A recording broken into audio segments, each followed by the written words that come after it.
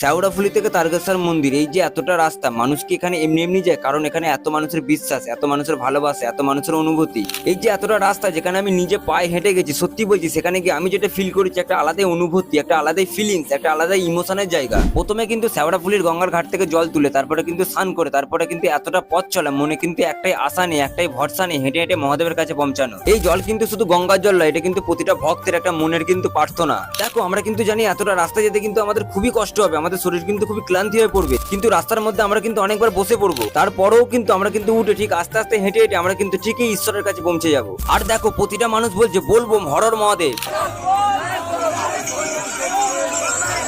তখন কিন্তু আমি একা নই, হাজারো মানুষের একটাই লক্ষ্য, একটাই জায়গা, পায়ে হেঁটে মহাদেবের কাছে পৌঁছানো। আর দেখো, এত কষ্ট করে নিয়ে যাওয়া সেই কলসির জল যখন পৌঁছে যায় বাবা তারকনাথের কাছে, তখন শুধু মনে শান্তি না, চোখে কিন্তু জলও এসে যায়। তোমার কিন্তু আলাদাই একটা ফিলিংস আসবে, এত কষ্ট করে নিয়ে যাওয়া সেই জল যখন ঢালা হয় মহাদেবের কাছে, তখন কিন্তু সত্যি